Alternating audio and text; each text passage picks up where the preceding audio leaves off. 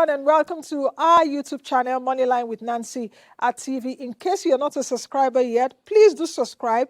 Just press the subscribe button as well as turn on the notification bell so that you can get notifications when we upload our videos. Don't also forget to subscribe and join, follow, like our other social media platforms. Of course, you're seeing it right about now. Don't also forget to share this video across your platforms. Enjoy the video. Dr. Aduloju joins me right now. He's the Chief Executive Officer at the NESG. Dr. Aduloju, welcome. And hi, good morning. Good morning. It's good to have you here this morning. It's good to be here. It's a rainy morning here in Abuja. Yes, and you've been busy. So we are not just guests at Nancy and Moneyline. We are also viewers, so you've been busy from spring meetings. Well done. Thank you. Thank you. It's not been easy for me. It's like back to back to back. I wish the holiday seasons had just closed by so that I can just quickly escape. Absolutely. But it's always good to be here all the time to inform Nigerians and educate Nigerians. So, Doctor, let's get into it. We have a lot to discuss, from reforms to results. Yes. President Tinubu's 2-year anniversary was just a few days ago. The topic from reforms to results perhaps suggests a gap between policy intentions and outcomes. When I was thinking of that topic, my question to you is around, in your view, what are the foundational weaknesses really in Nigeria's current policy architecture that make reforms perennially underwhelming in impact?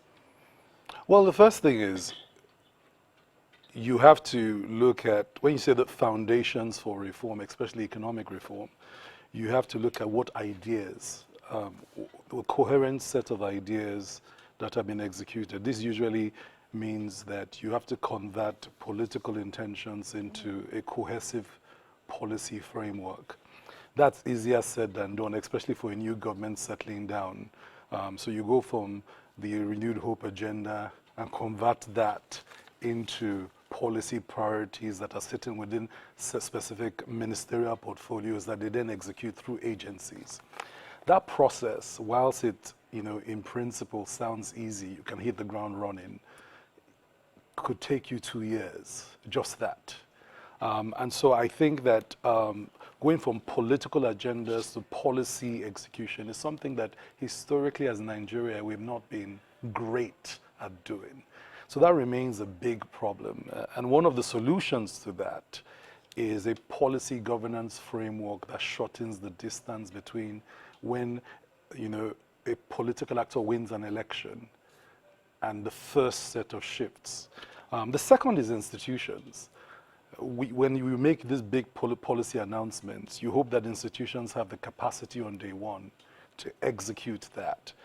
Our experience is that our institutions are weaker than we would like. So ministers go into office and deal with not strong enough institutions to execute policy directives they have received from the president. Sometimes they go in, the policy they received is not the policy that the president wants to execute. So to start a policy review. So for example, the Minister of Power, he's just getting his electricity policy passed last month. Same with the Minister for Marine and Blue Economy. So they've not spent 12 months, 20 months joking. They've spent 20 months now reviewing an existing policy to get to some of that work. Same with creative economy, arts and culture. And so the first, you need to get those policies out the door, then start to discuss execution.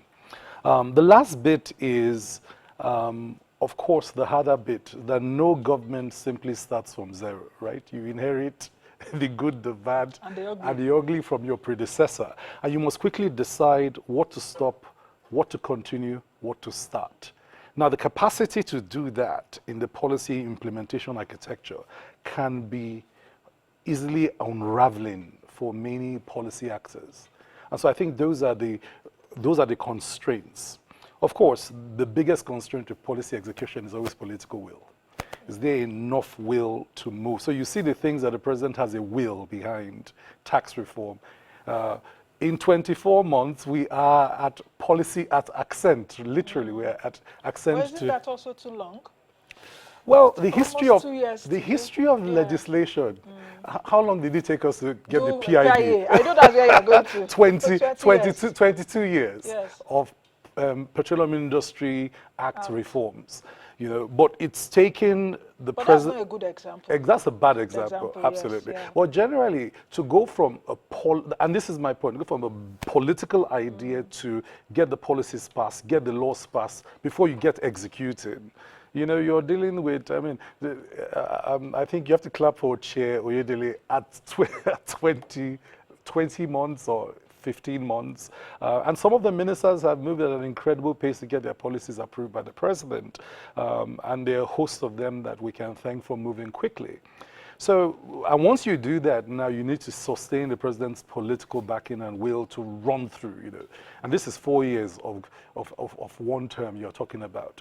So I think that those are the issues. So when we discuss hitting the ground running in politics, a lot of it depends heavily on when you get the cabinet sorted out. To just get the APC and the ruling party settled down after the elections in 2023 took, I think the cabinet came in sometime in October, Yes. right, thereabout. Most of them spent November, December in performance contracting with the government, etc. And it was by January we started to see stuff moving. So I think that those are the foundational issues with the policy architecture in Nigeria. Okay, we have some slides for you to interpret, and we are coming now to the cocoa of the matter. Because for this show, I always like as much as possible to bring it down to the basics. Guys, let's take those slides now. Talking about macroeconomics, and I think you have them. Can I just quickly see the first page? Of course, we're talking about, is that it? Yes, macroeconomic disequilibrium. Okay, that's it. So, Doctor, speak to our viewers, for those even taking a look at those macroeconomic indicators. So the first thing is, in 24 months, the government and actually the Federation has a good story on macro that was better than where it was in 2023. Actually, what you see is the real GDP growth rate has stabilized and has been moving in a positive direction. And that is a very good sign. And you also see, for example, that sectors like agriculture, which had stagnated, has started to grow again. However, you see that manufacturing struggles, trade is boasting of a positive trade surplus.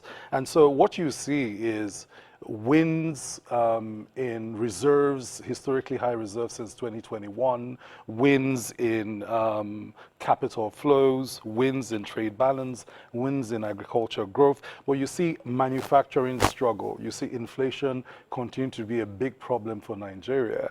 And then you see, of course, that the exchange rate volatility last year has kind of, and its pass-through was kind of a challenge, but that kind of has slowed down, and I think we're almost at the place where we are now seeing a significant amount of macroeconomic stability, but the disequilibrium still remains between the things that drive the productive sector to really expand and catch up.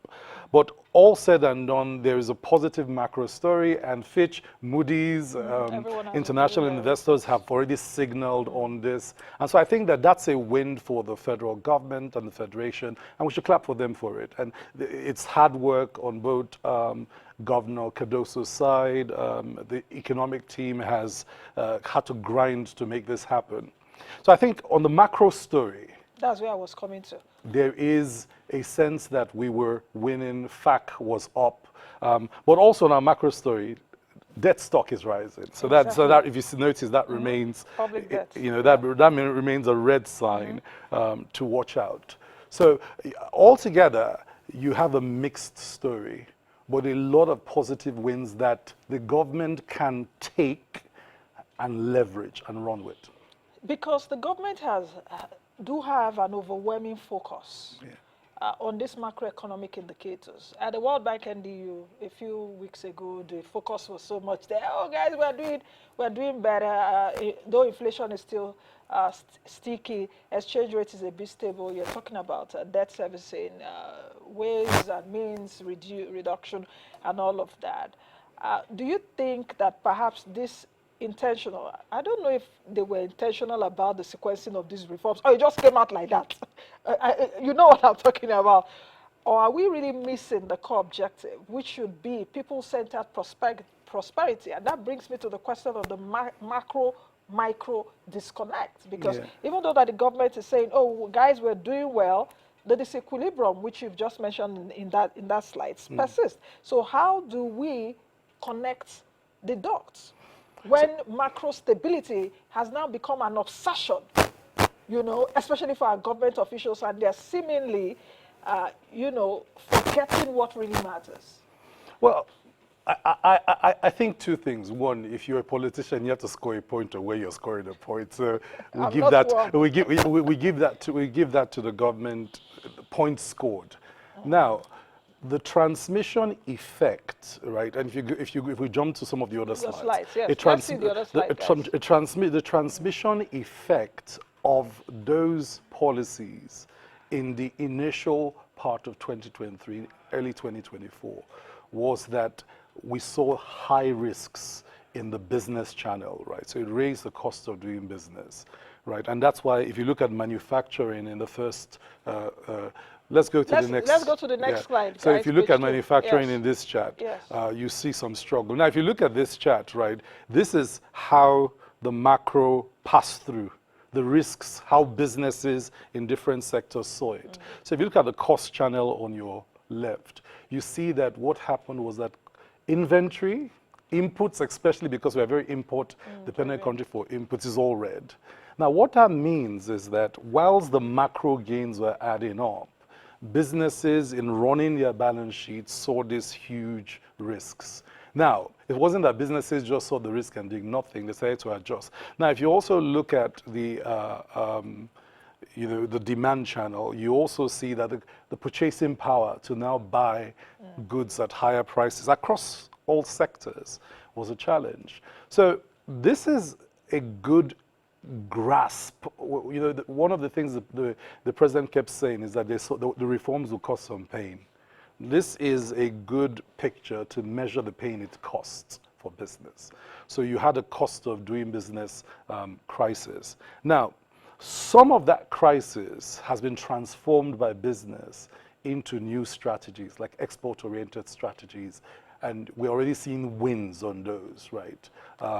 Some of those strategies also means that business are scaling down, because if your cost is going up, Coming to that. asset utilization Yes. for manufacturing, for example. So, for example, if you were running your entire cost, you know, at you know, 5 million a month, you then cut asset utilization by 50%.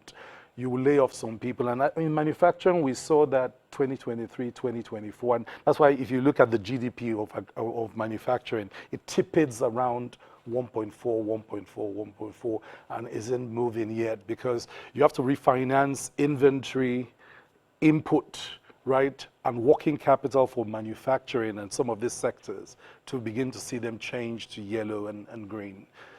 So we can look at the next slide if you want. Yeah. But this is a good picture of some of those shifts, right? Now, The exchange rate yeah, pass-through. I mean the exchange rate pass-through, especially for businesses like we noted, that had this huge input component, meant that they basically, like we say, you know, on the streets, they were chopping it. And so, again, you saw that effect immediately.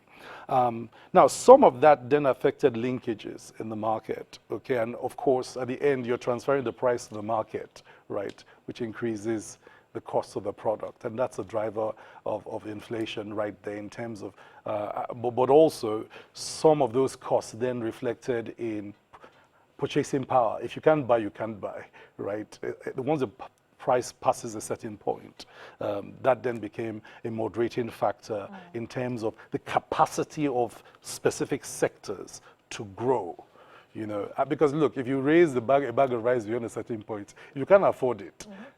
You give up, Yes, right? exactly. So that kind of was something we noticed there. But if you look at the next one, Let's go to the next slide. While the rate of instability showed signs of deceleration. Yes. absolutely. So if you take a look at macro instability as a whole, the government's argument is that instability has slowed down. They are correct. It has, right? but it has not slowed down to the degree that the positive transmissions in the microeconomics for firm level performance, for household level performance, for wallet level performance changes. But guess what? Those macro gains have translated into, for example, upgrades in our Moody credit ratings. Those translates into opportunities that the government can now translate in terms of being more aggressive with FDIs, trade investment, and offload that into the productive sector. So you use that to now fire investments that create opportunities that expand GDP per capita and incomes for individuals and households and profit for businesses. Doctor, the way you're saying it now, it sounds like it's very simple. It's not simple. And it can be done in like 6 months. And I know that what you just said now can't be done even in a year or even perhaps, let's say, midterm, 2, 3, 4 years down the line. So the general rule with structural reforms, and I said it to you last year, these structural reforms anywhere in the world take time. They don't take 2 years. And when politicians promise it to be well in 12 months, it's not true. The type of reforms we unleashed take a decade of staying the course to see the big wins. Now, what happens is that in the short to medium term, you will see promises of the wins, right?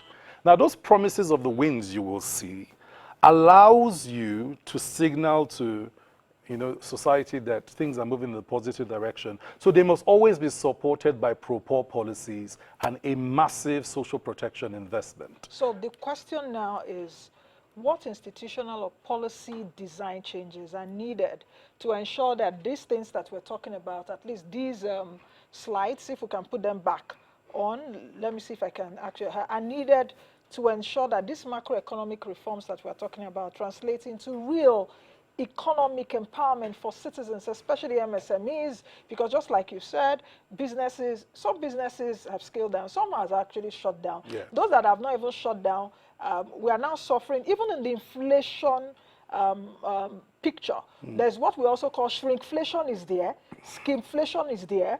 You buy products now, they are not up to the volume, and I don't know those that are supposed to monitor those things. The CPCs or FCC, PCC, whatever they are called, are supposed to monitor. You buy detergent now, is not up to the volume and all of that. Shrinkflation also, that's shrinkflation, skimflation, the quality have reduced. So how do we really translate this? What kind of policy design, should we expect from the government? And I should also put subnationals, because they're also guilty. That will translate better for MSMEs, rural farmers that are out right now because of insecurity, and the informal sector workers. So it's important to point that we must see the productive sector move beyond 4% GDP growth rate. That requires investments. Manufacturing will keep doing 1.4 if we don't refinance manufacturing. And to refinance manufacturing, you're discussing long-term, cheaper credit. Because you're discussing refinancing their books for inventory, refinancing their books for inputs, even backward integration. Many of them now are looking for local alternatives for input, but that requires new investments, etc. So we need to scale up Bank of Industry's capacity, Bank of Agriculture's capacity, Development Bank of Nigeria has been recapitalized and has 1 trillion, right? Yes. But we need that money now. The intensity of the investments, in other words, the speed at which we are seeing their balance sheet deployed in the market, becomes a big sign as to how quickly we will win. The other is investments. I listened to the interview from HM Aduloju, Minister of Trade and Investment last week. And she, by the way, she's on message. She's saying all the right things to investors outside the country. But she needs the asset side to provide her a set of bankable assets that she can onboard sooner than later. So, for example, if she saw, I think the president has EOIs of 50 billion worth of investments that he has raised. Commitment. Yes, expressions of interest, commitments, absolutely. Now, the speed at which NIPC can onboard half of that matters. So, for example, let's say in between 2025 and 2026, we were discussing maybe 30 billion of that being onboarded. Oh, the economy will jump. Some of those sectors you're saying will go to 6% GDP growth rate at that scale of investment. And that's kind of what you need on the investment side. On the ease of doing business side is let's get these tax bills passed and get into execution, because they will, the stabilization bills combined will improve the ease of doing business in Nigeria. That's a tangible thing that can change both the ease and the cost of doing business in Nigeria, in 6 to 12 months. Then, of course, you have to discuss structural problems like electricity. The Minister of Power, in the last 2 weeks has gotten approval for a new national electricity policy that has a lot of good stuff in it in terms of being able to streamline, empower, improve efficiency. But that will only work if the 4 trillion liability in electricity is cleared up. And so hopefully in the country's borrowing plan, the new borrowing plan we just saw last week, we're clearing that electricity liability, hopefully, and creating enough space for the electricity to become more efficient, and to bring down the overall cost of energy in the country. Then, of course, NNPC, our number one asset, a new management is in place. Troublesome child. A new management is in place. It now has an opportunity to treat the NNPC as a prized asset, which is how we should have treated it from the beginning, more transparent, more accountable. NNPC they should take NNPC now through the process where it's managed properly, proper shareholder agreement, move it from there right to an IPO. The kind of process that Aramco went through to get it to the point where it's a bankable asset and it's doing what it needs to do to deliver. So there's some tangible, practical ways forward. The other thing is that I think Murphy has a new a proposal, legislative reform proposal in the National Assembly now, and we support it. Murphy has to be able, as the Ministry of Finance Incorporated, has to be able to look at its assets and ask, if we are borrowing money to invest in any asset, that asset must be able to pay back. When you look at the repayment manual in loan, where we've invested in an asset, a refinery, a seaport, an airport, like for example the Abuja airport, which took a significant amount of money to build. When will the Abuja airport, when will the Port Harcourt refinery be a big part of paying back its own debts? Yeah. If we shift the national asset side to where the investments we are making in national assets, we are insisting that the asset managers run those assets in a way where they contribute significantly to paying back the loans, then you will now start to see some high levels of efficiency in how our loans are delivering productivity and how productivity is driving, growing opportunities for Nigerians, putting more Nigerians to work, lifting more people out of poverty, and then you can see that in the GDP per capita, in the average, income of the worker, and those transformations can happen. And by the way, then all actors can pay the minimum wage, because for now, even though the minimum wage has happened, if you look at some of our next slides, fewer actors are actually complying to paying the minimum wage, and that's another problem. So this is a wage policy that should have transformed how we're doing things, but it hasn't. But why are they not paying when they're getting more revenue? That should be a topic of discussion. Yeah. I don't even want us to go to that angle. But by the way, whether they're getting it or not, if you look at that last slide, right, you see that when the households look at 2023 and 2024, it's still very painful, right? The basket is painful for food and non-alcoholic beverages. It's still, there's a few sectors have improved, but most of what households spend money on still remains very, very painful. And this is the other story. So macro story shows a very big win, but when you look at micro stories, now at the level of the households, you see why the Nigerian jumps at, the policymaker when he says things are improving. Say, no, they're not getting better for me. But please note that you're seeing some improvements in some things in the basket, but the big ones, food, electricity, power, those things remain a challenge and a strain on the household basket. I think our head of household are scratching their head about this. So if you had minimum wage that hasn't come, since last year, you can see how this feels. It's almost like a double whammy.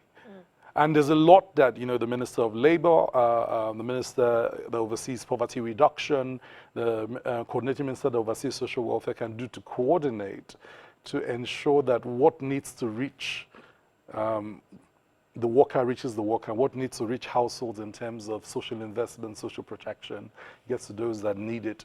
And if you add that to the conditional cash transfers, the combination should make a difference. And so we need to see better coordination in the next 24 months in social welfare, social investment, social protection to bring everything together at scale. Or will that erase the cost of living crisis? No, it won't. Cost of living crisis will respond to three structural problems, we think. You know, one is cost of finance itself across board.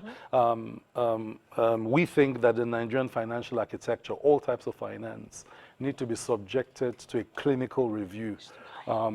It's not just about it being high. When you ask any sector, what's their number one problem? They tell you finance.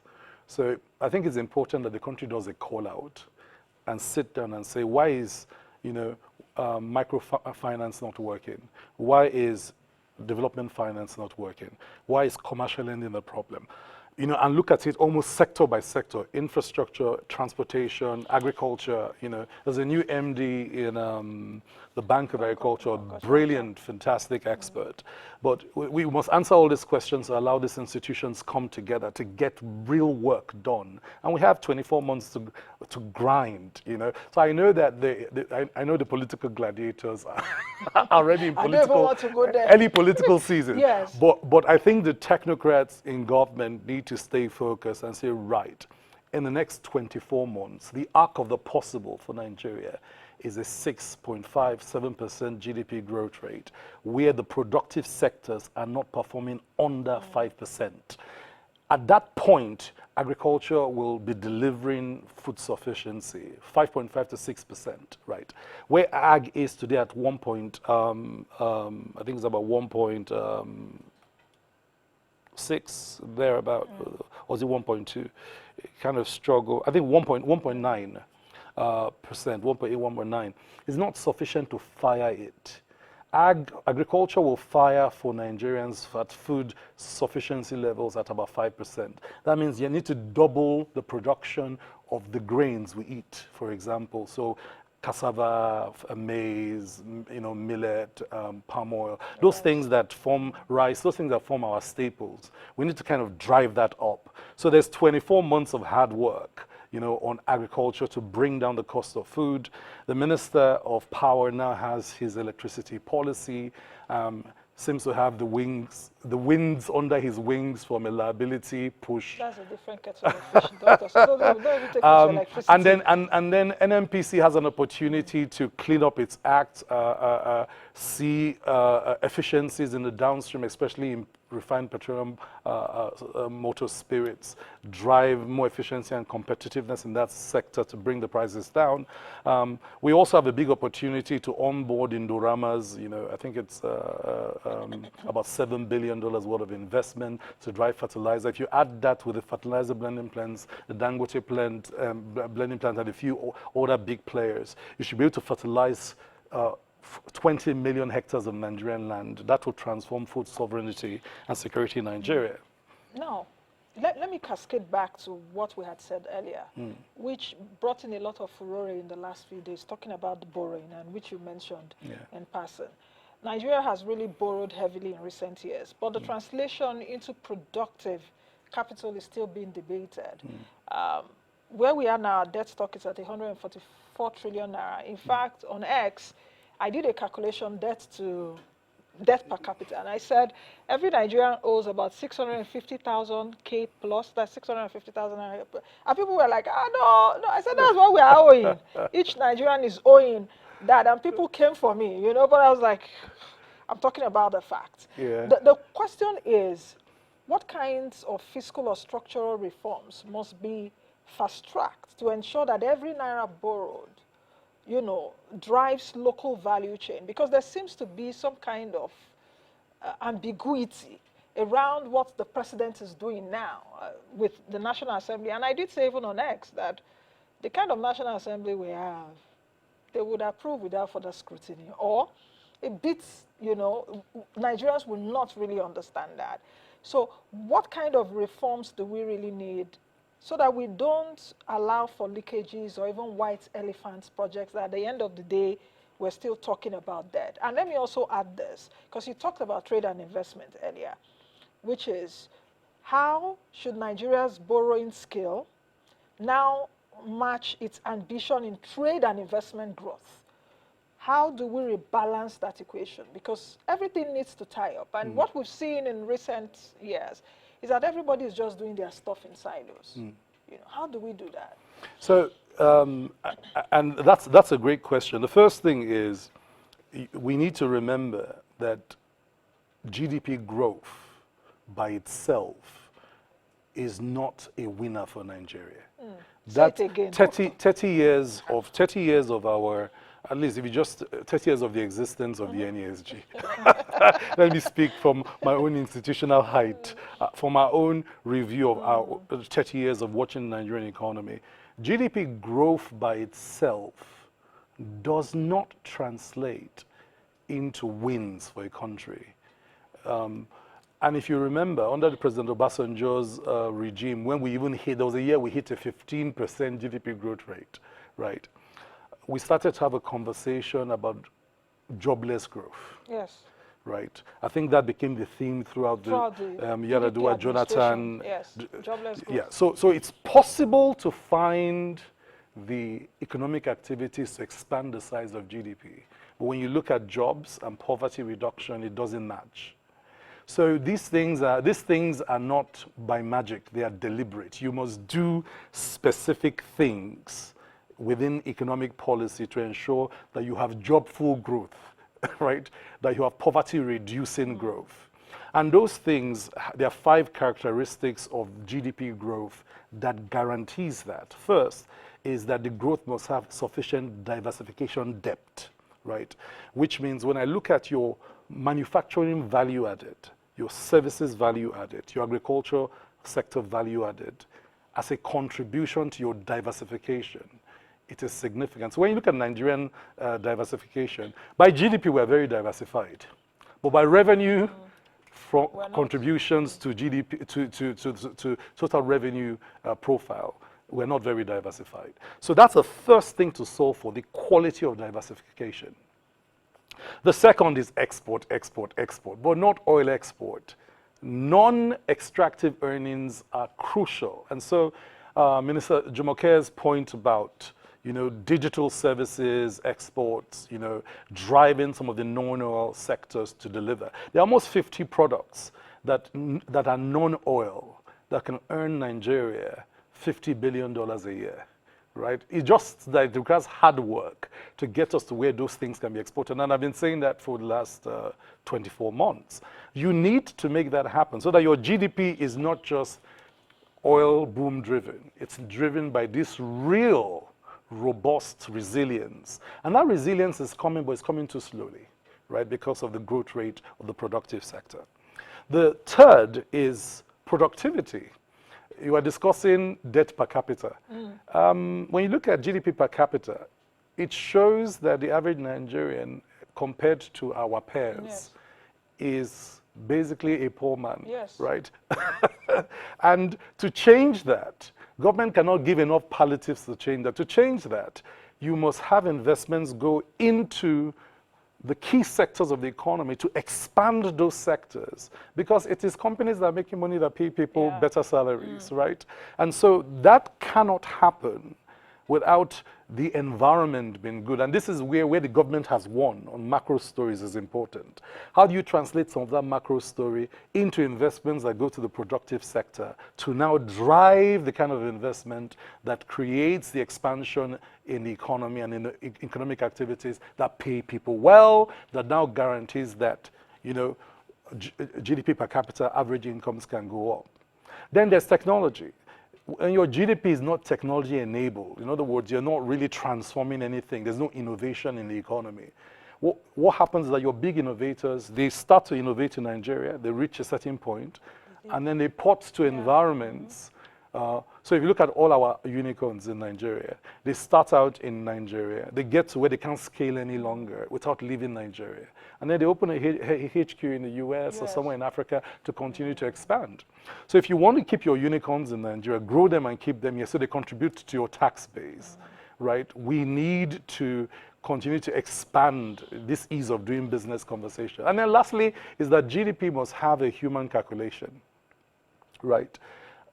You want to grow at a pace where you can see poverty reduce. That's right.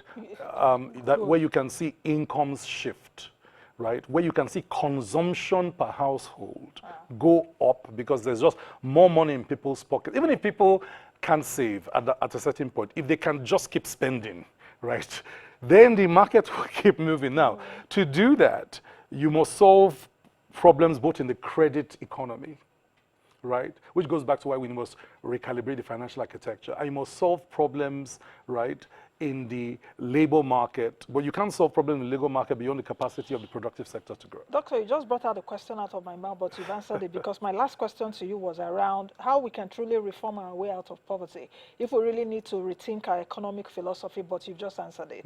And we just have 1 minute to the end of this program. I don't know why time runs so fast when I'm speaking with you, but let me ask you this question. And I'm asking you because the news came out yesterday.